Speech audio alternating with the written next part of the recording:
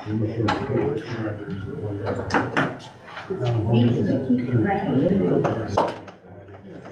we're live, man.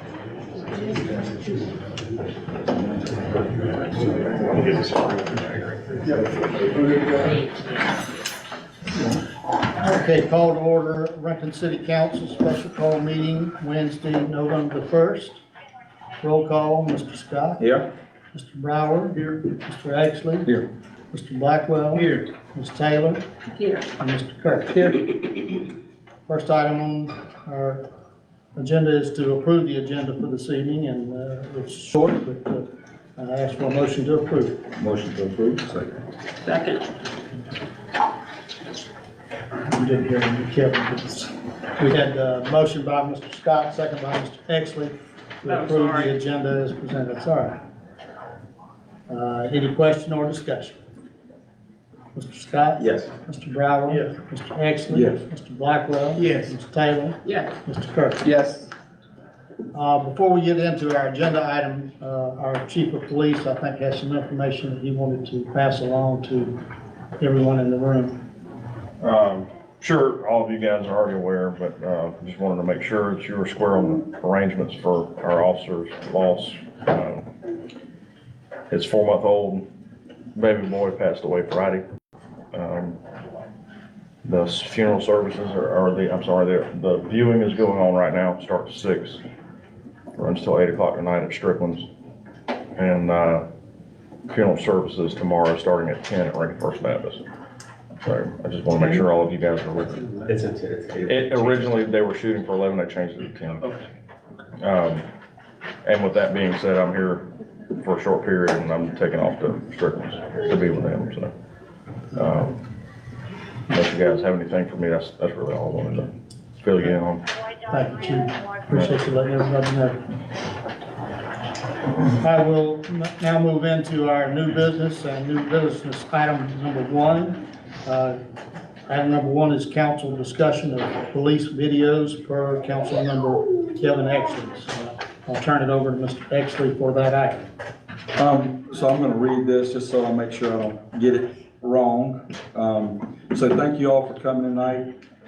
As you're all aware of by now, we have some video floating around on social media based off of our Freedom of Information request. My reason for calling this meeting along with Ms. Taylor is to make sure that we respond to all situations that involve city staff or other outside agencies. Just so everybody understands, tonight, we're not a judge or jury in this case. And, you know, I'm requesting no public comment on the matter as it may impede investigation moving forward. We only request a vote to move forward with an internal or external investigation into actions surrounding the events. I would also like to add that I would like to see a GMA select the attorney for this matter and all other matters concerning current employees in the future. If we truly support law enforcement, we now have the opportunity to show them as a unified council that no one is above the law in the city of Rankin. I would like to have a status update on this within the next 15 days so that we can let our citizens know that we're following through. The only other thing I wanted to read was a section out of our charter, which is section 231, council interference with the administration. Except for the purpose of inquiries and investigations under section 2.15, the mayor and council or its members shall deal with city officers and employees who are subject to the direction and supervision of the manager solely through the manager. And neither the mayor or council nor its members shall give orders to any such officer or employee, either publicly or privately. Pass that back off. Open it for comment. Mr. Exley has presented the issue that he wants to put forward. At this point, I guess we'll just open it up to discussion from the council and any kind of information that might be helpful and how we might need to move forward in regards to this item.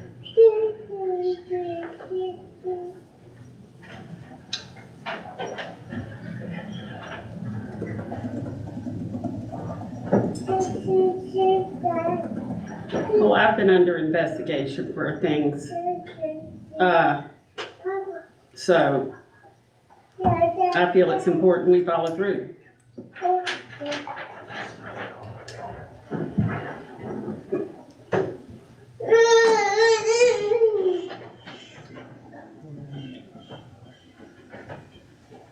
I guess my question for council would be, what actions, I mean, Kevin, you said you wanted to give, you're requesting a GMA attorney look into this and provide a status update in 15 days. What do we as council need to do about it, I guess is the question. My understanding is a vote, if we voted to have an internal or external investigation, then we would just move forward with that.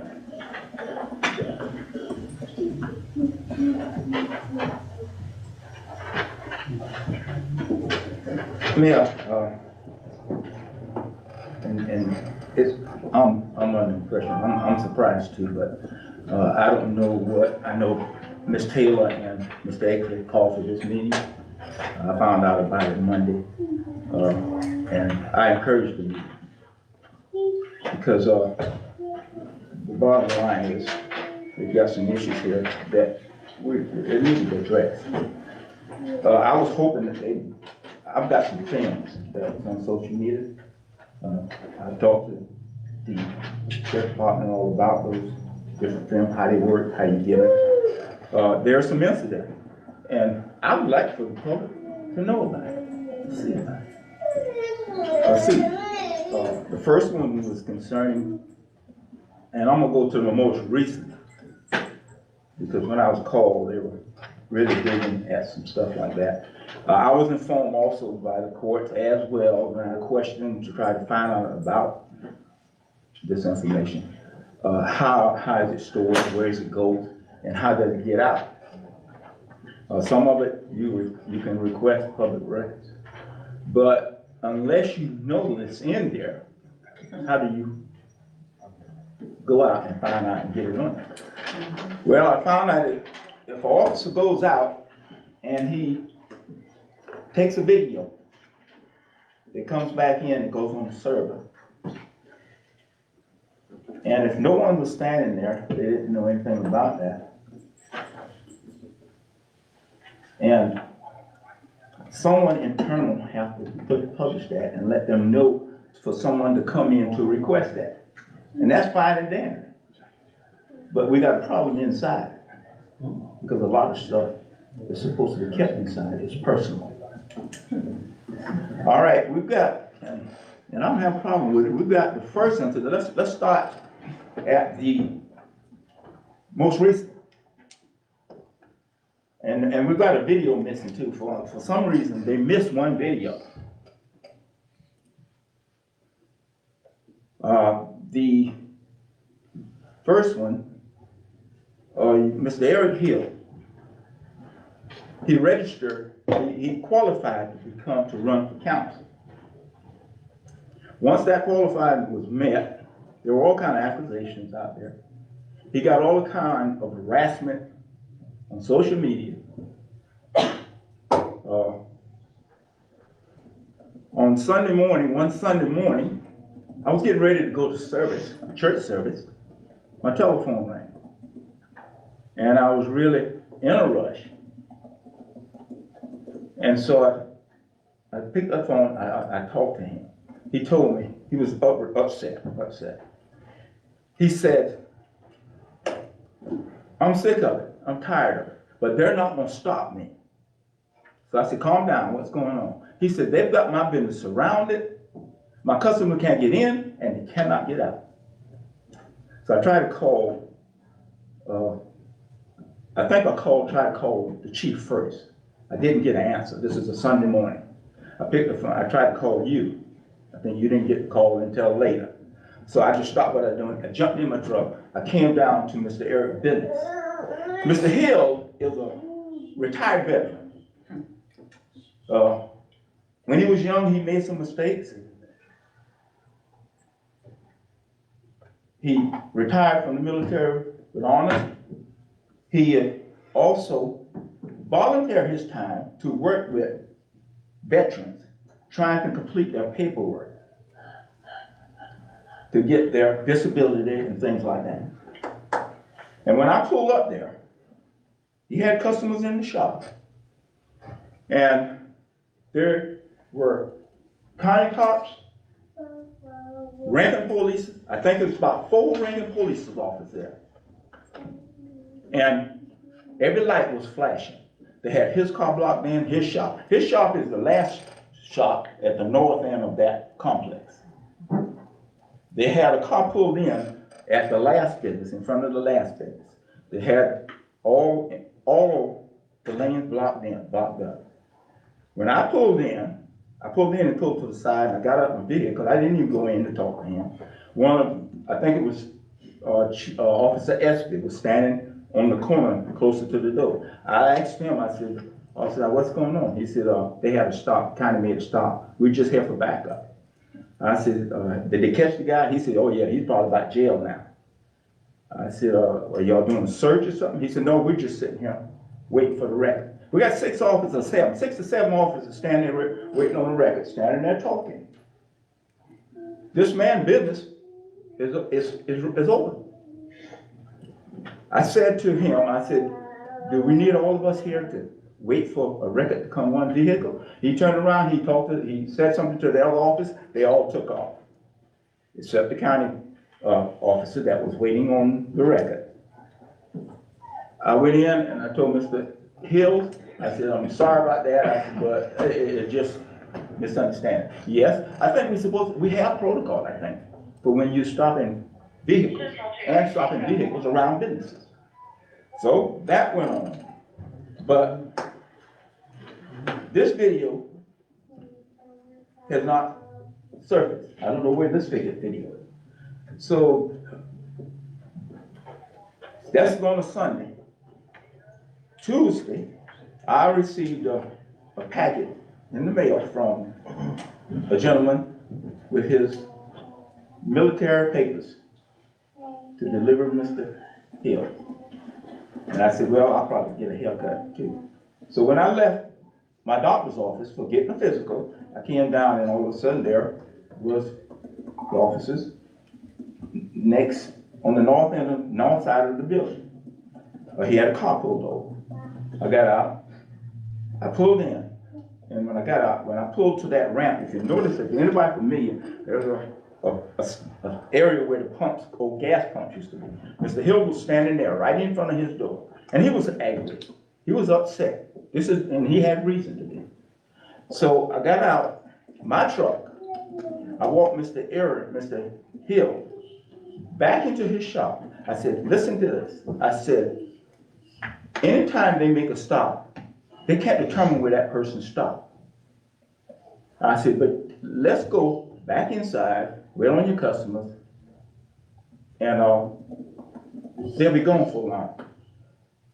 When I turned around to come back out, the person that the county sheriff officer, deputy, had pulled off, he had pulled off. I walked back to my truck, and if you watch on that video, you'll see me with a folder in my hand. But I came back to my truck to get that folder. When I got about to my truck, the officers called me and said, Mr. Scott. I said, yes. He's gonna talk to you a minute. I said, yes. I walked over to him. He said, I need to talk to Mr. Hill. I said, no, that's all right, he's fine. I said, I explained to him that you had no choice but to follow that person in here and stop. He said, but no, I really thought, Mr. Hill is fine, he's going back to work, waiting on his customer. He said, but he was nice to me. I mean, is this as gentle as you want him to be? But I just want to talk to him. I want to explain to him, I know a bunch of politics going on in Rankin, but I'm not a part of it. And I said, okay. I walked back to the shop, and I called Mr. Hill. Mr. Hill come back, walk out there with me. And he stood there, and the officer said, Mr. Hill, I don't work for the city of Rankin. I work for the sheriff department. He said, but I know you feel like you're being harassed, but I'm not harassing you. So he comes, everything's going fine, and then all of a sudden, about 4, a Brinton officer comes flying in. And I'm not thinking right quick then.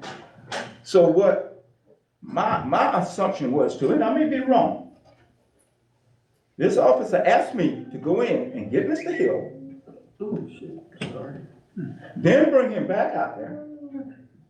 And his intention was to create a hostile environment that would give him some reason to get back at Mr. Hill. That's my assumption of it. But when the officer came up, I think Officer Hayes pulled up behind me, and I turned around and I said, how you doing, officer? I said, we're just having a conversation. And that's when I referred to him as acting like an asshole.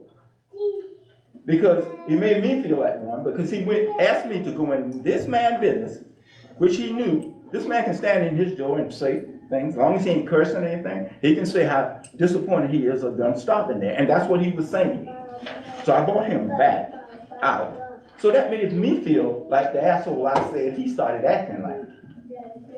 Because if you see on the video, you see he beating on the car, this is the sheriff's car, and he just went on. I said, okay. I said, you asked me to go in there and get him in front of our officers. He did not deny it. He said, yes, I did, finally. I said, so then you got him out here. And this is how you act. I said, I'm sorry. Mr. Hill, they left. Mr. Hill went back to work, and that was it. Out of the 2 incidents, I have not received a complaint from the sheriff's department,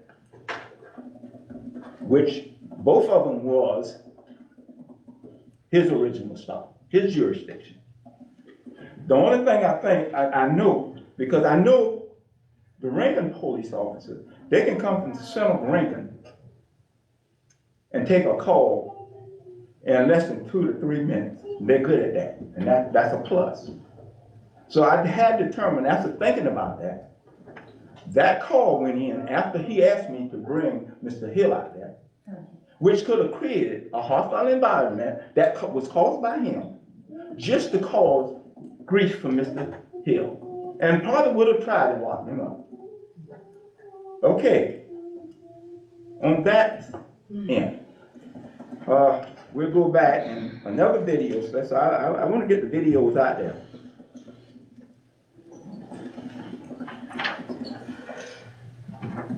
About 4 years ago, back when the time I bought the same truck out there I'm buying, in COVID, we cleared a bunch of trees on my mom and dad's lot. My wife and I spent the entire day cleaning that lot and loading limbs and hauling off of that lot. She said to me, you're supposed to go look at that truck before I want you to buy that truck. I said, okay, as soon as I put the saws and stuff up, I'll go ahead and we'll get in the car. I said, because I want to ride through Rankin anyhow. They tell me how ghostly looking it is in the afternoon. So we finally got the saws and everything put up. I got in my car, a little car that I bought for my grandkids when the oldest one that went to college. And we rode through town, and I went to the Chevrolet place, and I got there and I looked at that vehicle. It took me a week to buy it because I didn't want to spend the money, but she wanted it. But anyhow, we left the Chevrolet place, went up Rankin to come back, and I noticed the officer pulled behind me, and I noticed him coming down the road. So he did follow. I don't know, we talking about the truck, talking about Walmart, parking lot empty, stuff like that. So I noticed him, so we were gonna ride on through Rankin. So once I got to the Bank of America, he put his light on. I pulled into Bank of America, and there's a video out too. But that video do not show where he came to my car and asked me for my driver's license. I went, handed his driver's license, he read it, he came to the car. I didn't hand him my driver's license. He came to the car, I said, how you doing, officer? I said, what's the problem? He said, you was wobbling. I said, yeah. I said, yep, I hit the line a couple of times. I said, but it's quiet out here. I said, we just riding, looking and talking. He said, well, I don't know whether y'all coming from a bar or not. Well, at that time, COVID had the bar shut down. So I said, no. I handed him my license. He turned around, he looked at my license, then he turned around, and he said, oh, I didn't recognize you. I said, should have been matter. Just like that. He looked at my license, he walked off, and undoubtedly he called his supervisor, which was Hayes. They came in, just as he got through, he handed him the license back, and he said, well, I think you're all right, everything good, we good. Then when Hayes pulled in, I opened the door of the car and I said, excuse me, I said, can I talk to you a minute? That's what's on the video. And I referenced to a meeting that the chief, if any of you all seen that, you see where I referenced to a meeting. We had just had a meeting with the sheriff's department. We and a group of us called the sheriff and went to put together a meeting. We just had all this racial tension. We had groups going around the cities, burning, looting, fighting. We did not want this to happen in this community. So we met at the sheriff's department, and along with your chief, our chief here, and all the chief from Guyton and Springfield, and we sat down and we discussed our feelings and what we didn't want and how we were going to cut it down. I said to them in that meeting, I said, racism is alive. And if you don't believe it, you're a fool or you're ostrich with your head in the dirt. I said, it needs to be on the board table and it needs to be every week, but it don't need to be an agenda item every day. But you need to recognize it. I said, but we're here to work with you all because we want to stop this. But it's not saying that what they're doing is not justifiable in some places. So we agreed to have a meeting. We put together a meeting. We decided that we're going to have our own rally. This is that stop. The Chief Merle approached me that Sunday at that rally. After that Saturday, that next day, he said, I heard you had problems with one of my officers.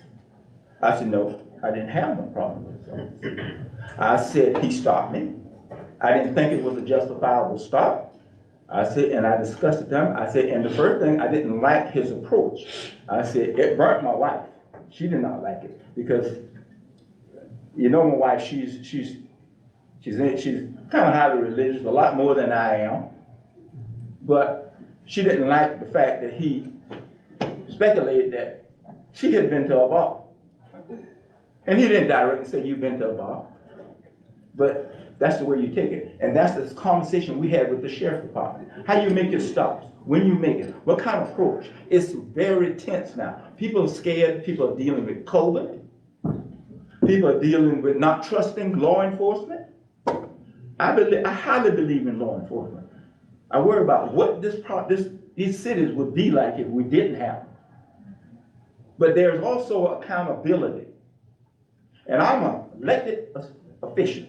And when I see something, whether it's a police officer, a sewer worker, a street worker that has done something wrong, or either an individual or a citizen that has elected me, whether you voted for me or not, I'm your voice. And I will be your voice. That will never change. Because before I became a city council, I had that same drive. I supported blacks, whites. I've been in courts. I still go into the courts. I talk to judges, district attorneys to support blacks or white, if I figure there's a opportunity for them to seek help, have help, whether it's drugs or not. I work with the sheriff, I work with the district attorney, I do that now. They know that. But me as a elected official, when I took that oath as a city councilor, that didn't take my First Amendment right away from me.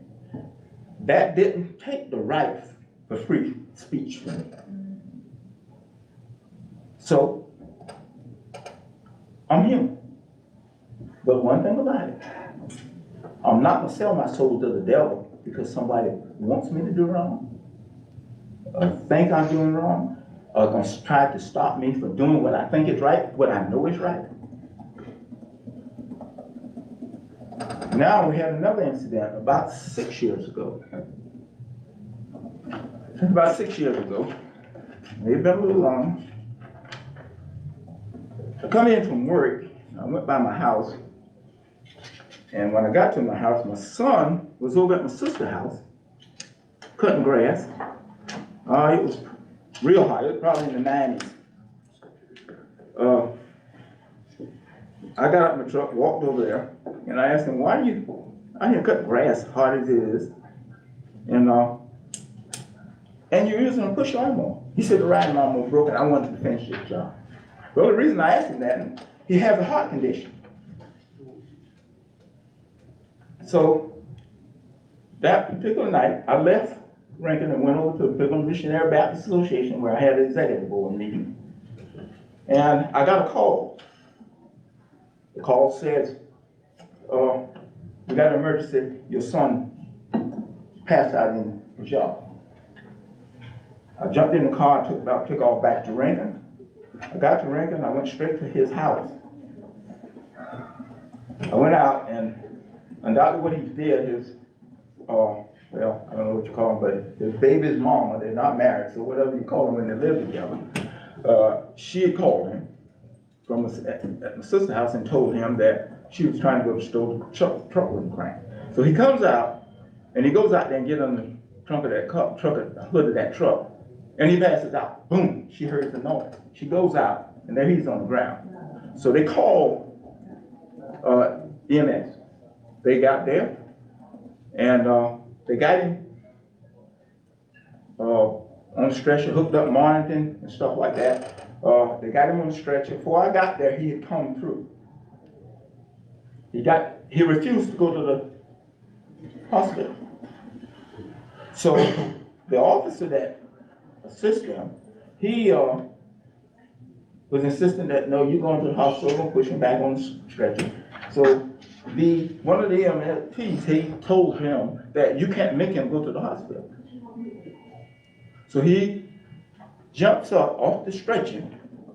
The officer grabs him. He takes the officer and he spins him.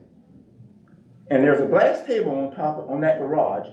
He lands him on top of that glass table. Didn't damage the table, broken or nothing.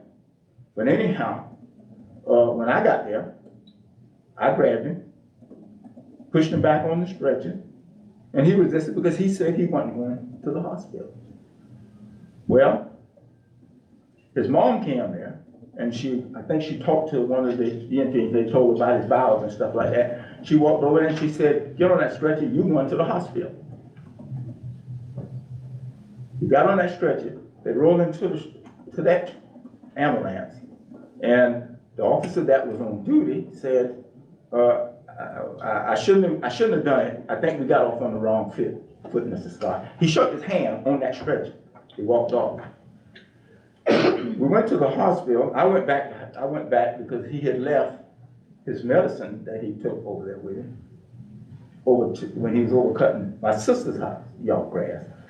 And I took the medicine. They went on in the ambulance along with my wife. I went to the hospital, to the house, got the rest of his bag, locked the house up, went to the hospital. When I got there, I went in the trauma room where they had it. There were one of the Rankin officers, one of our officers was there, and I said to to my wife, I said, what are you doing? She said, from where I think the doctor, they're gonna send him to the family because of his heart condition and what they're reading. So I walked back out to call, I think I went back out and called my sister, got on the phone, and then the officer came around. I said, well, I said, he's not going to jail tonight. I said, so you can go back to work. I said, because we're short on officers. We're seriously short. So he said, well, I can't do it. I got to stay here. And I said, well, that's fine. He said, because the chief gonna have to authorize. And I said, oh, I'll call the chief. I asked him what was Ramirez's number. I called him Ramirez. It didn't end it that like that, because this wasn't the officer that was assisting EMS. This was a different officer. So it went on, and finally I heard that the Ramirez had requested investigation from the sheriff. He looked at it and he told me he couldn't do anything with it because it was a basic incident. Then he went further to go to the GBIs. They looked at the case and they refused the case because there was nothing to it. So we had some issues there with him. And we went on and went back to the hospital. They shipped him to Savannah. That was the end of that. This is one of the videos that was on this email that Mr. Exley sent to me.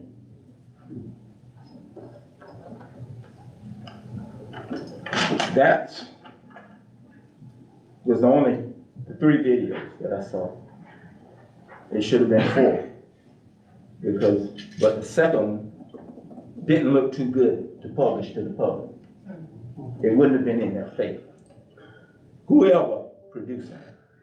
But for one thing, I do know, and everybody sitting here knows, it had to come from inside in order for it to get out. Because it's not a charge where a citation was read or it was posted, the citation. But So that I don't probably, have- so that probably tells you that maybe one of the officers felt like they were violated. well, he should have went to his chief. If it was the county, he should have went to the sheriff. There's proper procedures for everything you do, decent and in order. And it says it here, neither mayor or council nor its members shall give orders to any such officer or employee, either publicly or privately, without going through their manager. And I That's think the charge. that's an attorney question. It's based on the time and what's going on.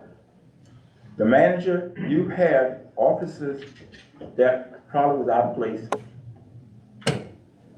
You probably had, if you had a water line broke, and I think you experienced this, you call them from church on Sunday morning. You call them at church on Sunday morning and tell them they need to go fix something.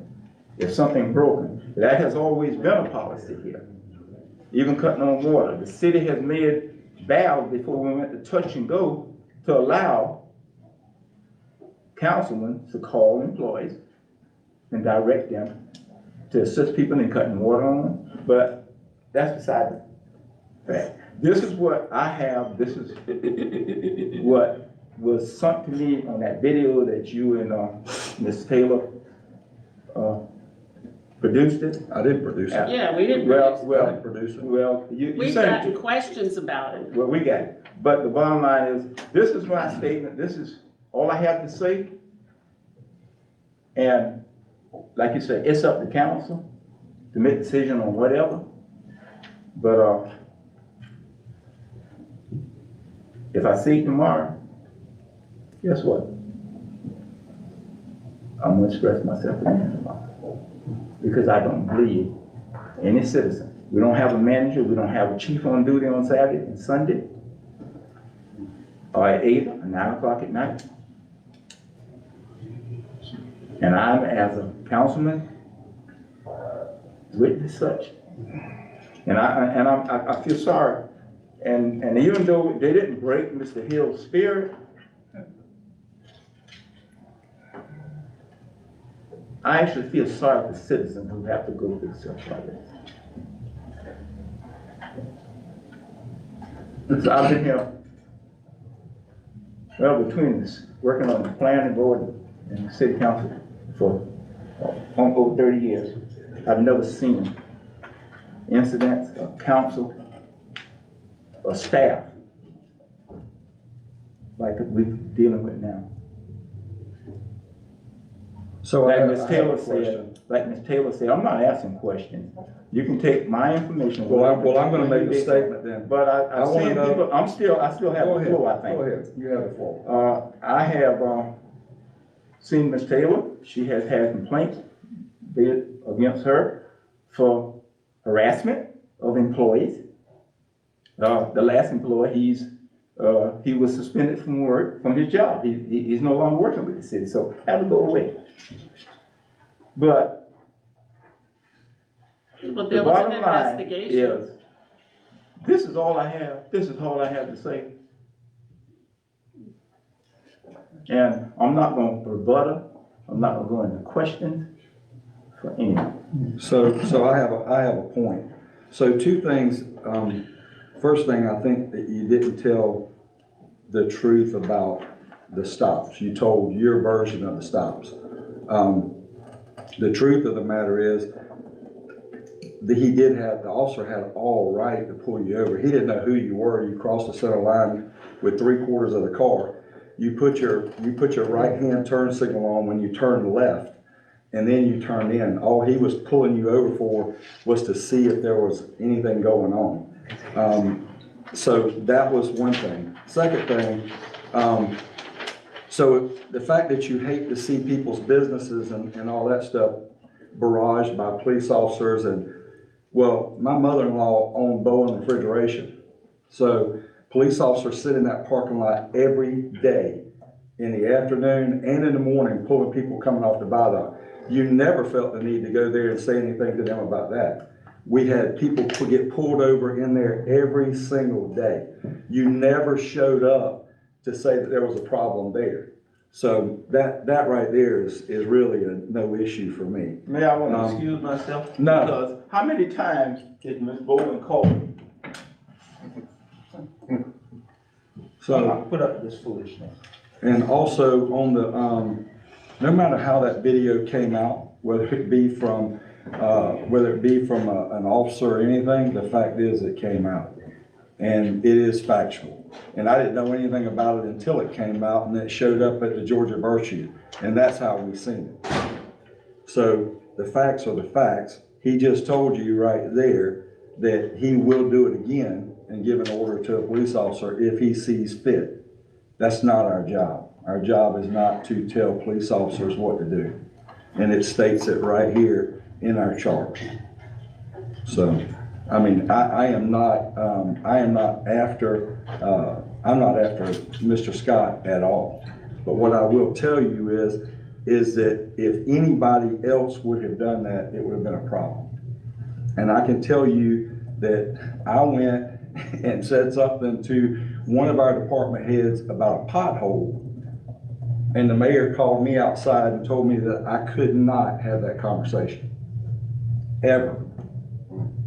Okay, so I think this is a little bit more than a pothole, and I felt like I felt shame. I told him I apologized for doing it. But again, I went to the department head. I called Tim. The next day, I was outside being told that I couldn't do that.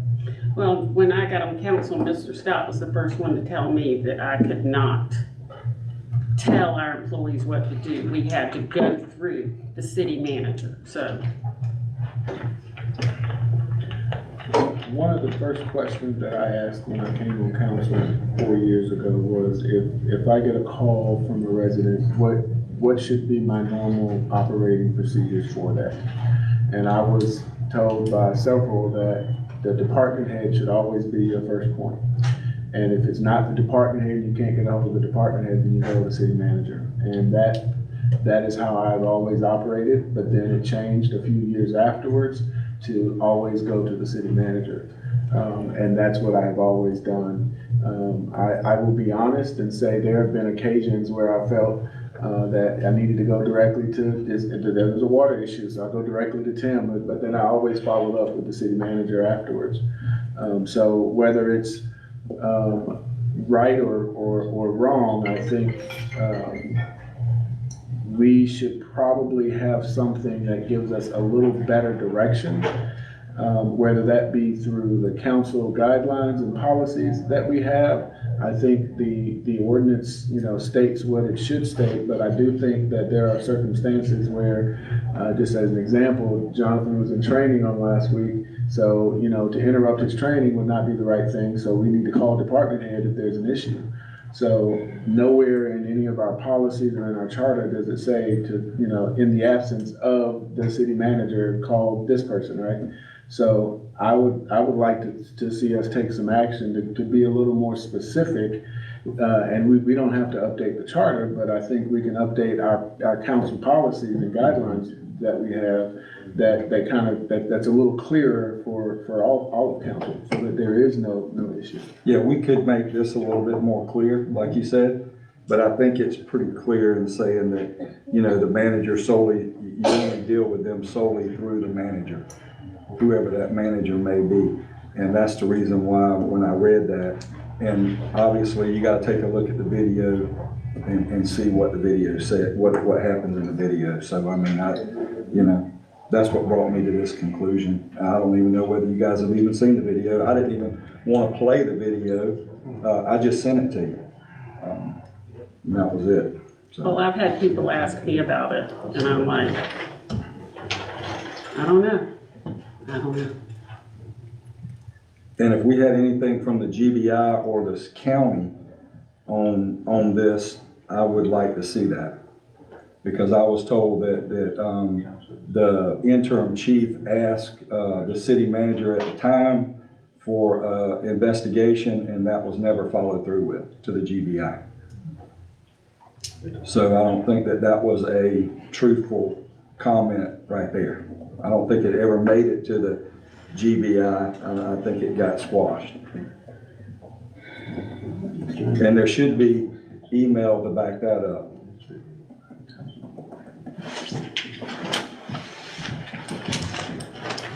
Get to this point, you called the meeting, what do we need to do to make it, this is an issue that we don't have come up every day. The charter is a charter, that's like the Constitution of the city, bottom line. We wanna tighten it up, I guess we definitely can.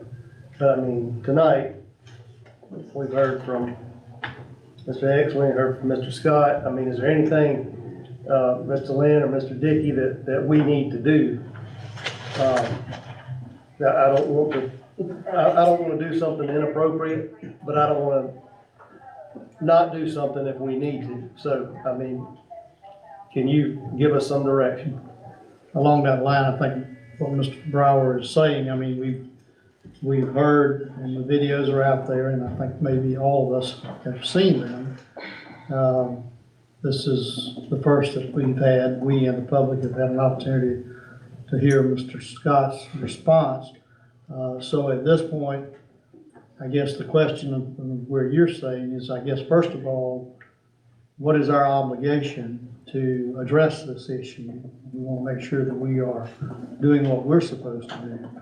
And then secondly, what would be an action that could be taken, or appropriate action that could be taken to address it? I think Mr. Kirkland has put out some ideas as far as addressing our guidelines and policies that might more clearly, and maybe even in our charter, more clearly define what giving direction looks like. And I think that's what we're talking about here tonight is that the issue is a council member or a mayor giving direction to staff.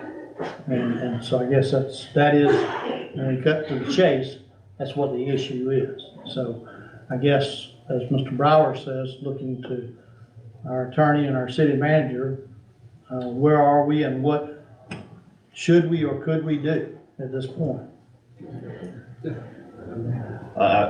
Just from a perspective of the staff side, obviously we'll take the council policies and procedures separately, but I think that what you would probably want to do in this case is find an objective third party to look into it and provide you all a status of, hey, this is what we see, this is what we don't see, And that way it removes everybody in this room from that situation to make that determination. At the same time, we can start working and getting the council policies and procedures in front of you guys to see how and where you may want to shift that. But I think you would have to address those as two separate issues from what I'm hearing tonight. Now, in terms of the objective third party that you would want to do that, you probably want to have somebody reach out to our member services people at GMA to say, hey, do you know somebody that's done this? Is there anybody you can recommend that looks into that removes all of us from that situation, so that we're giving Mr. Scott and the process the care and attention that it deserves.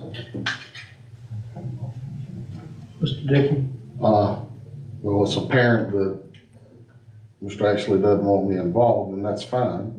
I think you should go to outside counsel to get legal advice before you do anything. So that legal advice can explain to you what may be or may not be involved in this before anything is done.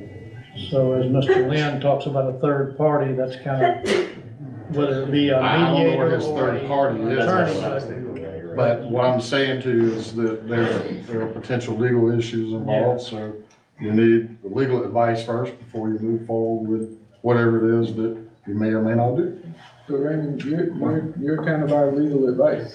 I mean, I'm confused. But I also represent him in his official capacity too. So would that be, so you're saying it would be kind of a conflict for you to give us legal advice on? Apparently, Mr. Exley thinks so by his earlier statements, so I'm going But to what was defer that? to that. What was that? What earlier statement? are You talking said that you wanted a GMA attorney about? Right. to do an investigation I think that's outside. I think that's what he investigation. said.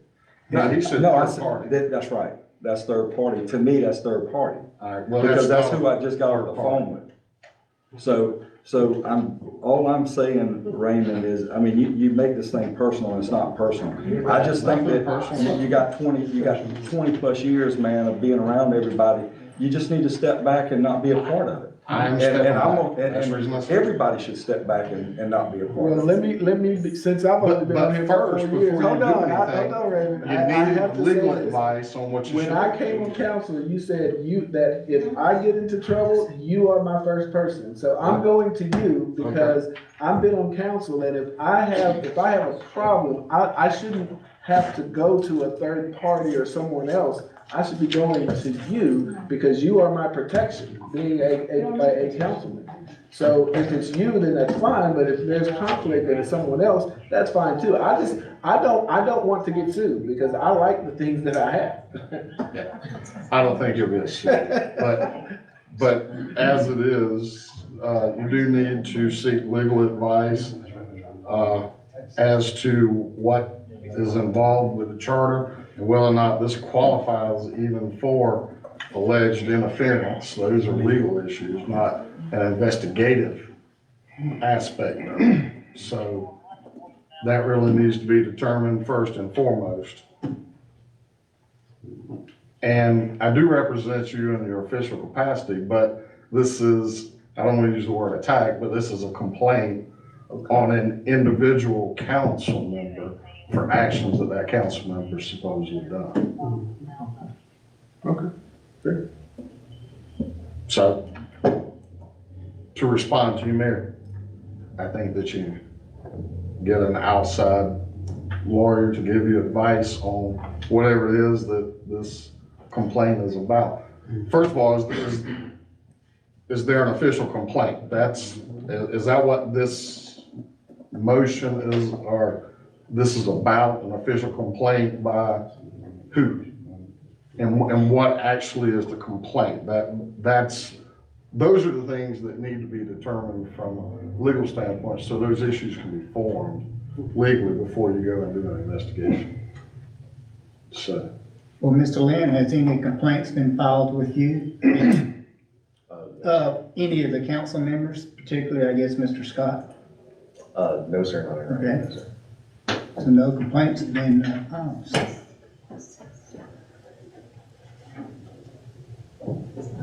Well, my thing is, people have been asking me about it, and I'm like, ask Mr. Scott. And, I don't know why people don't go to him, but nobody's above the law. And, you know, if you're gonna preach to me, you can't talk to employees, you know, follow what you told me to do. You know, it's just the way I feel. Especially when it comes to our police department and our, fire department. To me, they're very important, but. So, Mr. Exley, if we, I guess there's the question that's on the table about an official complaint or whatever. And, but the other thing, I guess, is an appropriate action to seek a third-party attorney for legal advice in regards to how to address this issue? Yeah, I mean, I probably received 100 complaints about this, and that's the reason why I brought it. I brought it here to protect our law enforcement, to make people aware, because honestly, I was constantly getting phone calls and conversations about it. So that's the reason why it was brought here, is transparency. Because obviously, one of these occasions happened in 2018, and it never was brought to the light, to the table for anything. And so how are we protecting the people that work for us? How do we put it out there that we are truly protecting those people? If I'm allowed, or anybody up here is allowed to go to them and tell them what to do. And in those videos, he told them point blank, you need to leave now. That was a direct order from a council member telling a police officer to leave the scene. And Effingham County said, no, you're not leaving because I called you for backup. I mean, I'm not sure where we're even trying to go here. I'm just saying that's, you know, everything I heard was a piece of the story. Everything I heard was a piece of the story. Why are we making a motion for third party Mayor, to do that? there shouldn't be, yeah, this is no public comment, excuse me. Well, 2018, it's 2023. is there a, Sounds more personal.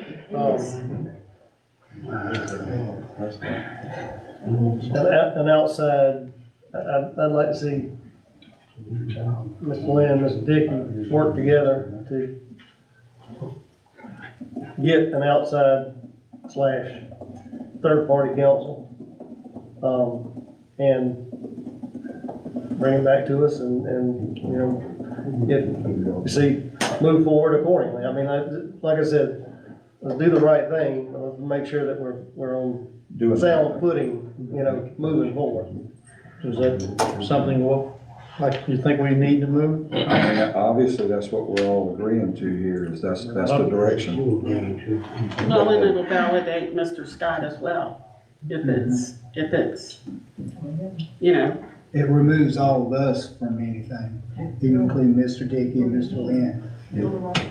Make a motion to vote. So do we need to make an official motion to that effect, Mr. Dickey, or can we just, as we do in many cases, direct staff, including yourself, to identify a third party for an advice or opinion?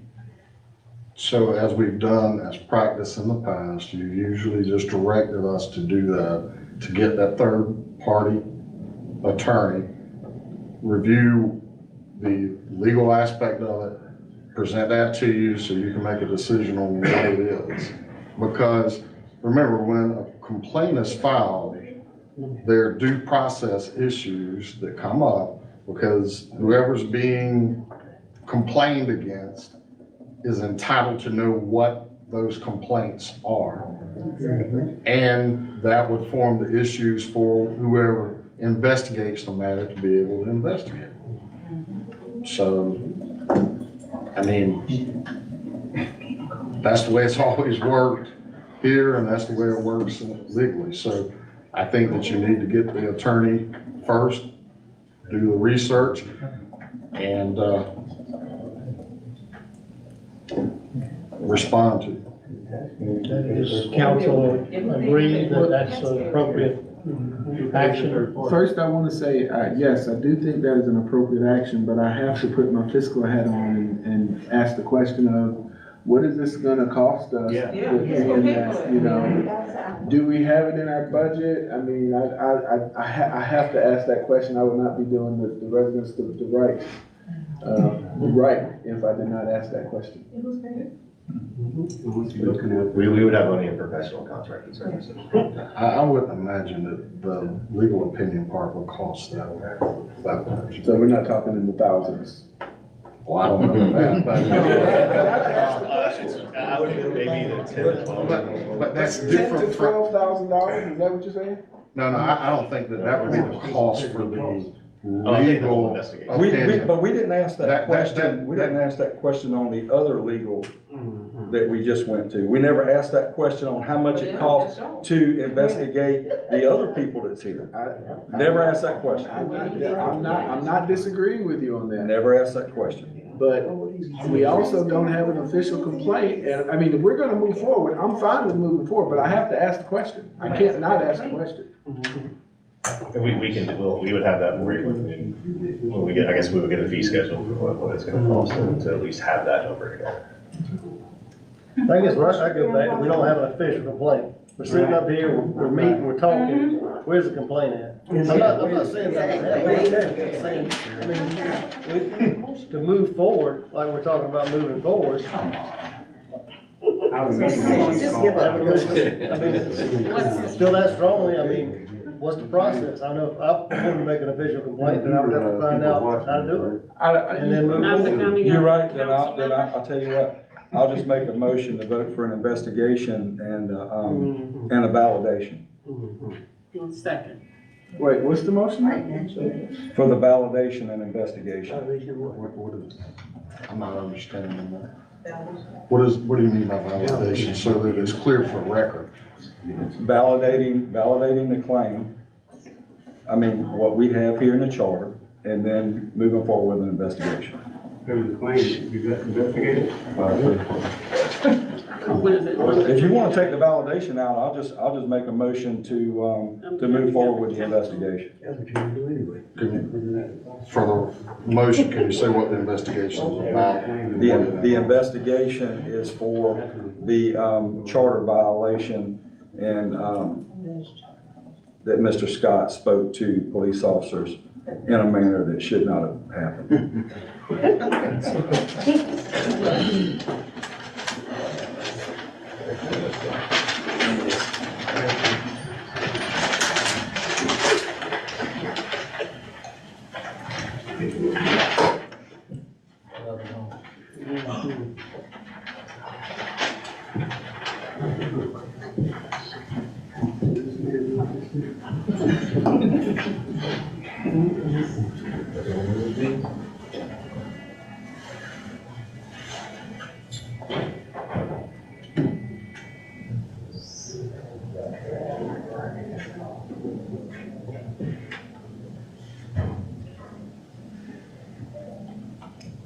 I'm gonna read it back to you whenever I trying to capture it here. Yeah, I'm just trying, I mean, that's. I'm not gonna put words in your mouth. No. That's what I want.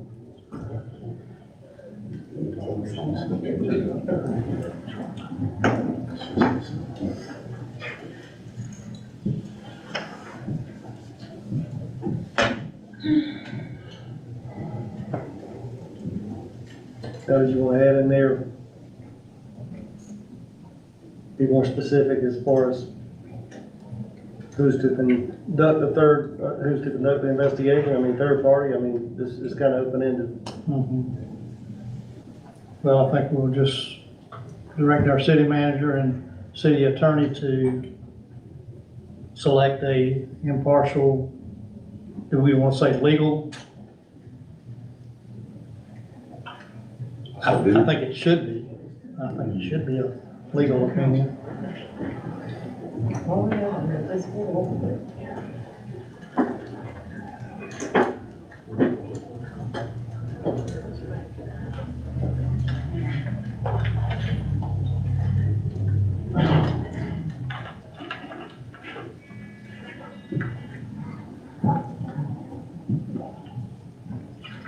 Just a general question, sorry to interrupt.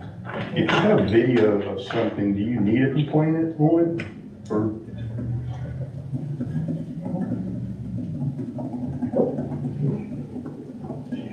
so if there's somebody graffitiing the city hall and it's on video, somebody has to complain on that?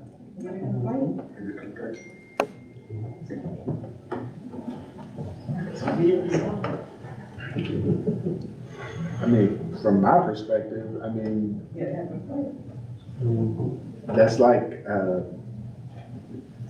almost like a harassment complaint. Somebody's gotta complain. I mean, if I feel like somebody said something to somebody. Somebody said that you leave it there.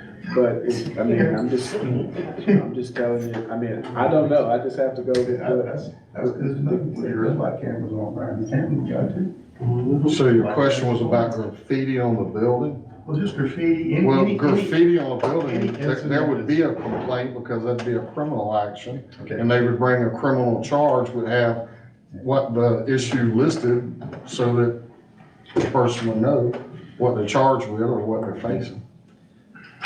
So Let if I me- can read back what I just wrote down, Mayor. and see- Well, Or you go right ahead, sorry. let me try first. Go right ahead. We need to, the motion would be to investigate the claim that Mr. Scott's giving of direction was a violation of the city charter, and that the city manager and city attorney would together select an attorney to review the validity of this question.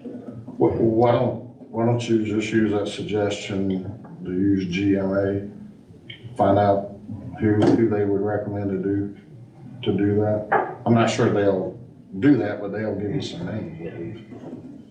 Okay, what, John? Well, I was just motion to authorize staff to seek outside counsel to provide legal opinion pertaining to possible investigation of charter violations by Levi Scott. That's I know we same thing, but you know. I had more time to write. That's fine, yeah. Yeah, that sounds. All right, we'll use that as the official motion, if that's fine. okay. And so, you want to make the motion and you're making the second? Yeah.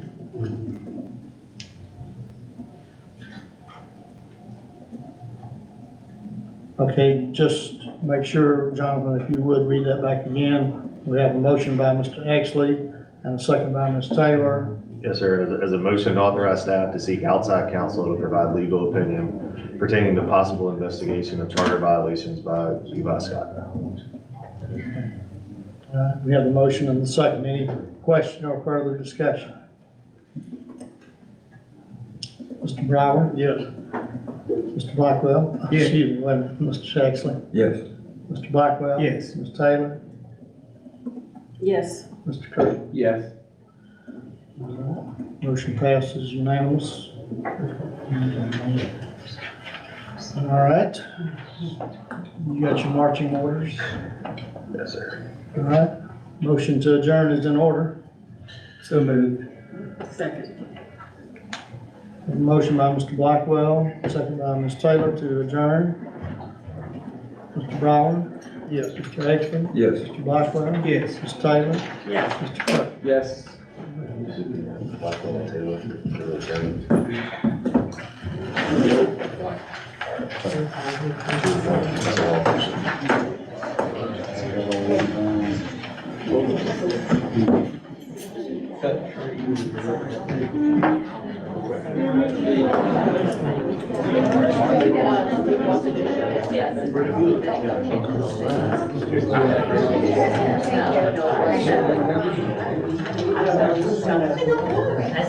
Somebody else a message.